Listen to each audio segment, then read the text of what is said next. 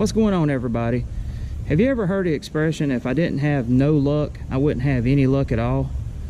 Well, I think that can apply to this situation right here.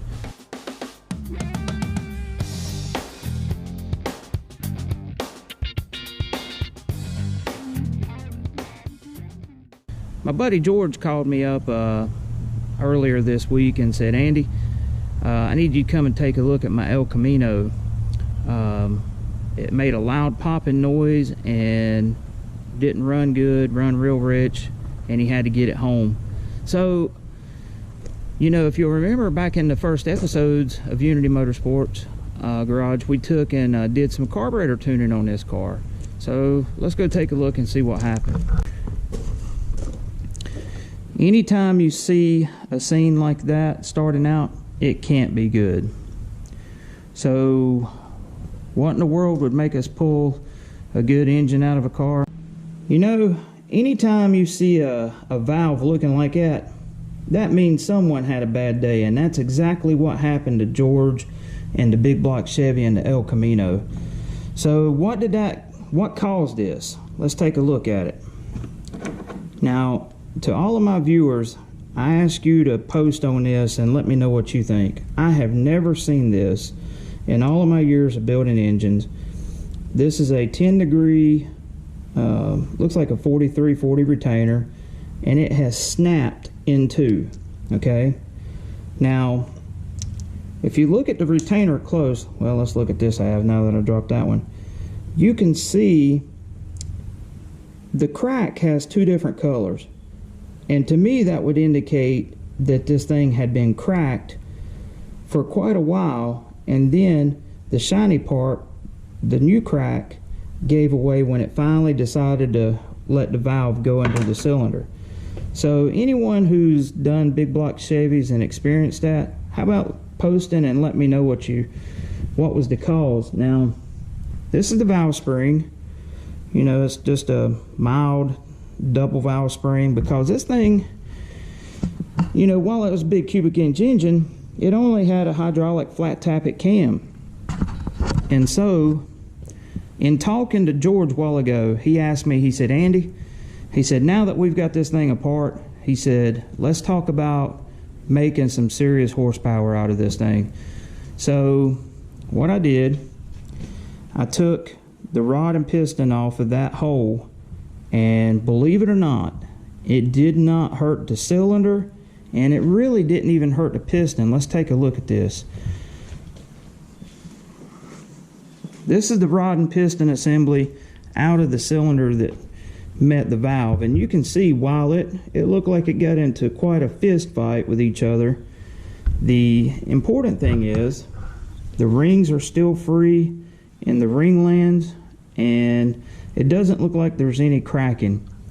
Now, we'll probably replace the pistons anyways, because what we've decided to do, I think, is when you look at this bottom end, it just screams, let's make horsepower.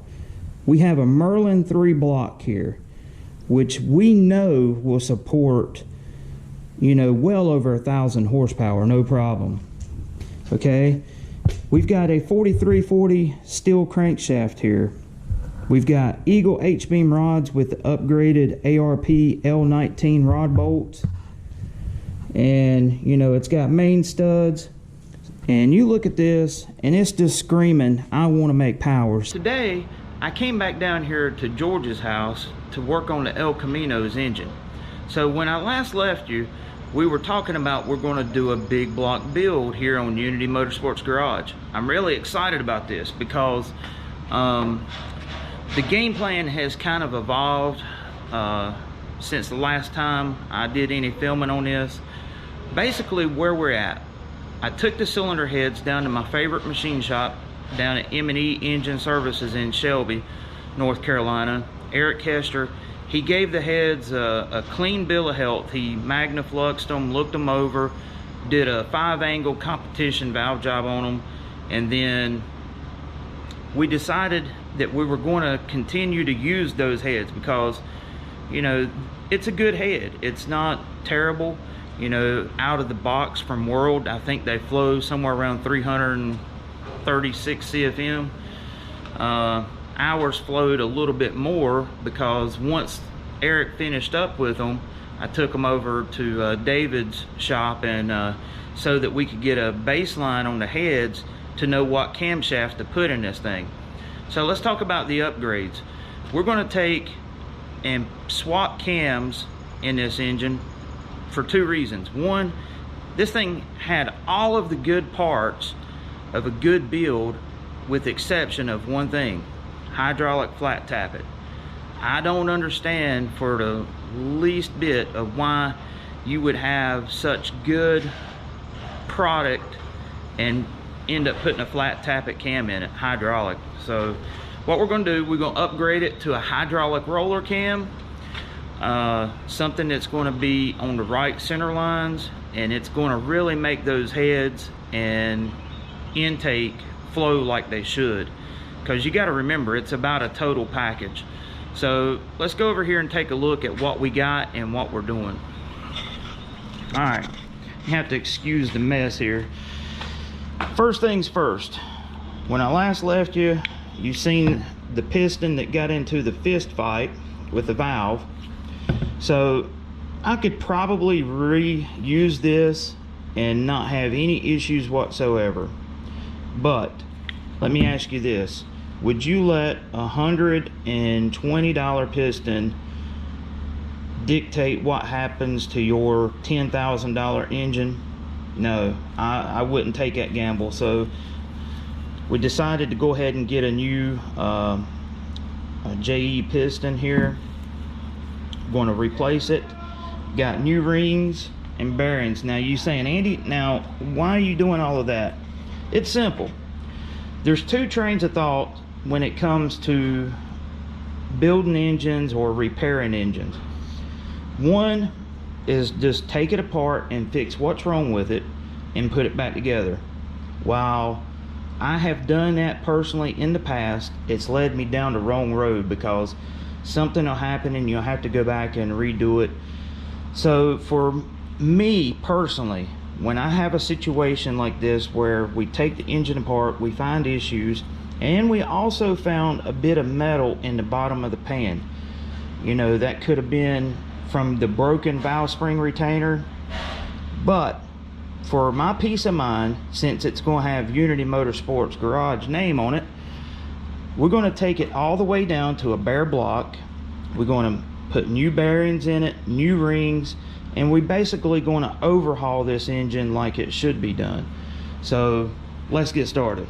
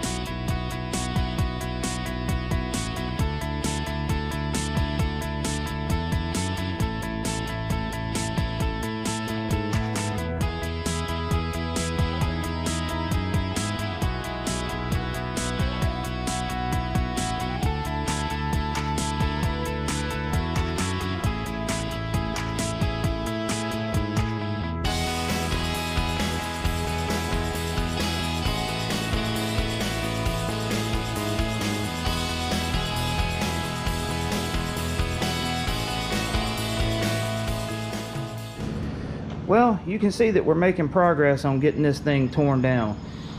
Still have to pull the balancer off and get the front timing cover off so we can get the camshaft and timing chain out, and then we'll be able to get the crank out. So got everything wrapped up for what we're going to accomplish today. We'll pick back up on it tomorrow. And this is Andy from Unity Motorsports. Catch you later.